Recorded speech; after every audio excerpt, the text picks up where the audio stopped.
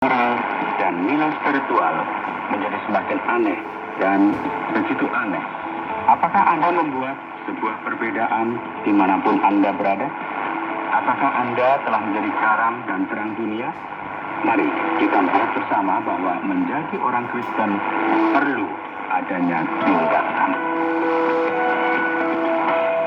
Saudara, Anda tahu dengan benar bahwa ketika kita berbicara mengenai kehidupan yang baru di dalam Kristus, ketika kita berbicara mengenai kesaksian Kristen, ketika kita berbicara mengenai suatu kesaksian di hadapan Allah, tidak sulit untuk menemukan orang-orang yang berpendapat bahwa ini semua merupakan hal-hal yang prioritas.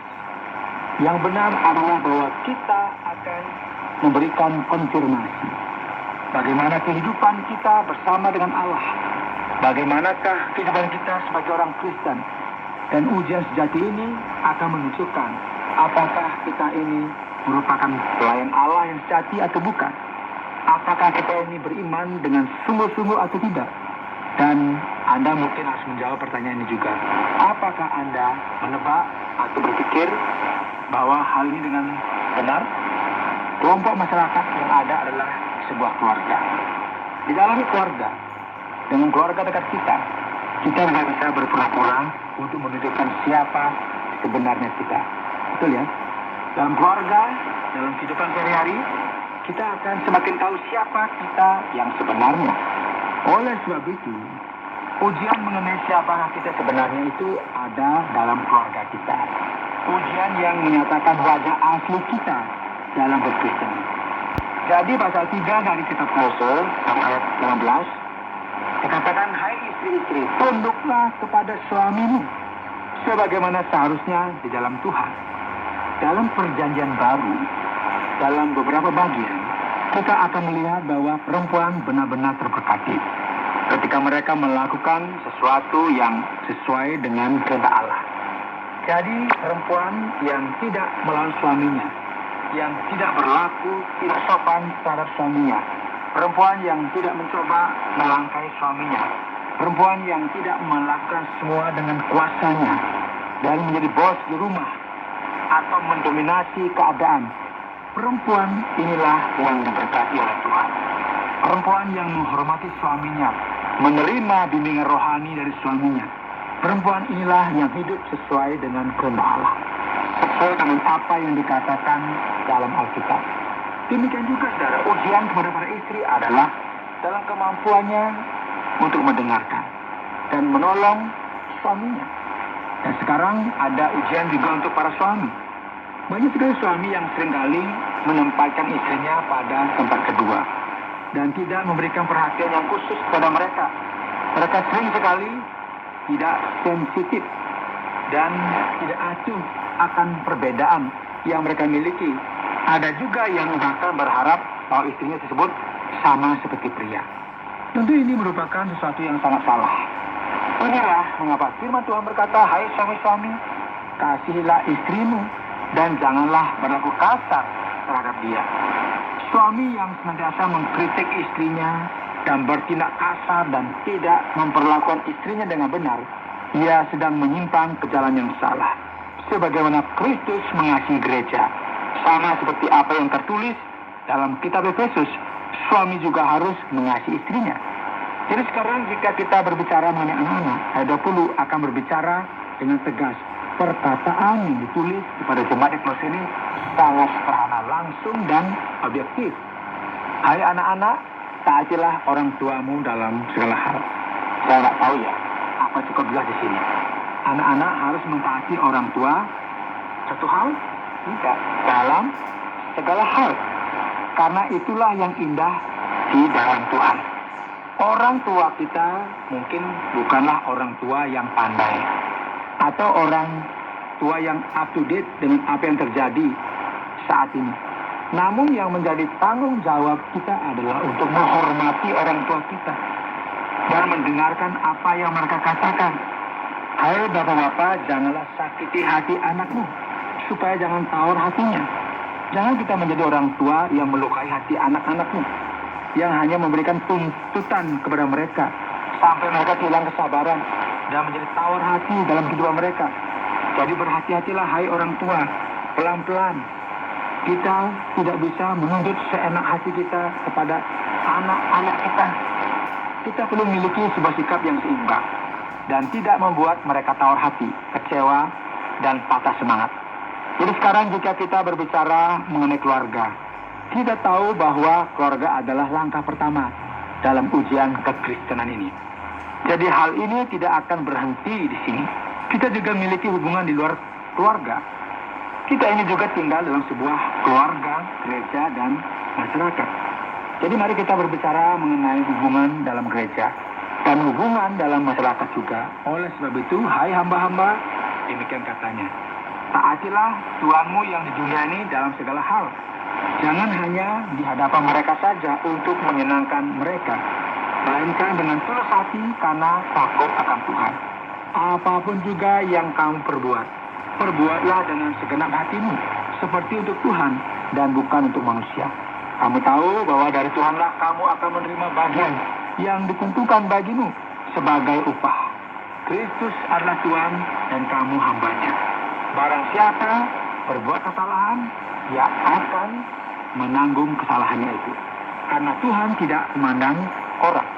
Perkataan ini secara sangat berguna bagi mereka yang bekerja setiap hari. Hubungan antara pekerja dan yang mempekerjakan sangat mirip dengan hubungan antara majikan dan hamba. Kita perlu mencoba untuk memahami bimbingan Alkitab ini.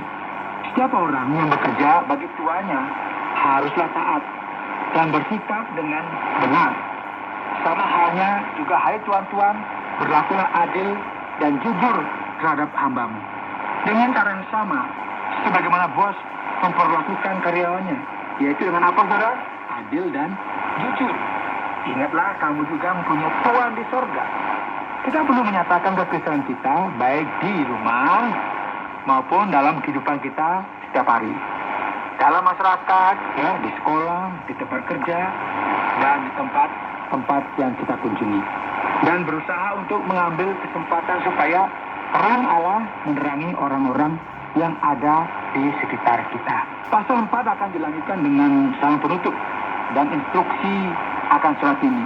Dan semua ini perlu kita perhatikan dengan seksama, dengan perhatian yang tidak terbagi-bagi, ya, karena ini merupakan sesuatu yang penting dalam surat Paulus kepada jemaat Kolose. Bertekunlah dalam doa, dan dalam pada itu berjaga-jagalah sambil mengucap syukur. Berdoa jugalah untuk kami, supaya Allah membuka pintu untuk pemberitaan kami, sehingga kami dapat berbicara tentang rahasia Kristus yang karenanya aku dipenjarakan. Dengan demikian, aku dapat menyatakannya sebagaimana seharusnya. Hiduplah dengan penuh hikmat terhadap orang-orang luar. Pergunakanlah waktu yang ada. Hendaklah kata-katamu senantiasa penuh kasih. Jangan hambar, sehingga kamu tahu bagaimana kamu harus memberi jawab kepada setiap orang. Saudara, progres dari pemberitaan Injil adalah yang dirindukan oleh Paulus, yang dia kehendaki dan dia doakan dalam masa-masa sulit, yaitu pada saat ia dipenjara. Paulus merupakan seorang yang melayani Kristus dalam gereja dan juga di dalam masyarakat, dan mengalami penganiayaan dalam menentang agama orang-orang pada waktu itu.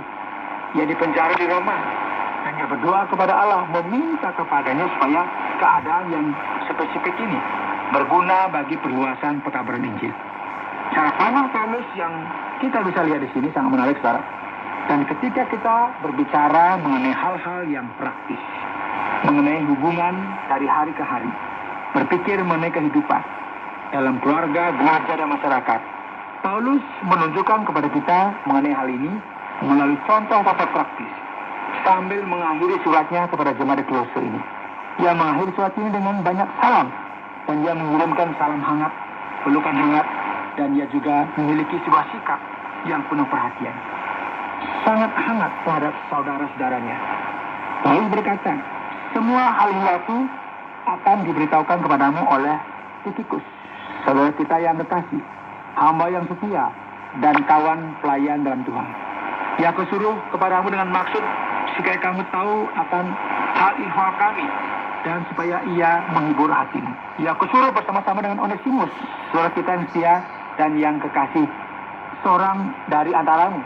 Mereka akan memberitahukan kepadamu segala sesuatu yang terjadi di sini. Saudara, Paulus sedang berusaha untuk menguatkan serta menghibur hati mereka dengan memberitahu mereka bahwa Tikhikuslah yang akan mengantarkan surat kepada mereka, dan juga Onesimus. Dia berkata, salam kepada kamu dari Aristarchus, temanku sepenjara, dan dari Markus, kemenakan Barnabas. Pasti ingat ya, mulai Markus. Yohanes Markus ya, yang merupakan penulis dari Injil kedua dalam Perjanjian Baru. Tentang dia kamu telah menerima pesan. Terimalah dia apabila dia datang kepadamu. Dan dari Yesus yang dinamai Justus. Hanya ketiga orang ini dari antara mereka yang bersunat yang menjadi temanku sekerja untuk kerajaan Allah. Dan sekarang Paulus akan melanjutkan perkataannya. Mereka itu telah menjadi penghibur bagiku. Nah ini Paulus akan menyebutkan seseorang yang bernama Epapras, ya seorang dari antaramu yang juga mengirimkan salam untukmu, hamba Kristus Yesus yang selalu bergumul dalam doanya untuk kamu supaya kamu berdiri teguh sebagai orang-orang yang dewasa dan yang berkeyakinan penuh dengan segala hal yang dikehendaki Allah. Dan sekali lagi saudara, Paulus memberikan penekanan terhadap setiap individu ini, setiap orang ini, pribadi ini, yang namanya layak untuk mendapatkan perhatian oleh Rasul Paulus dalam penulisan suratnya.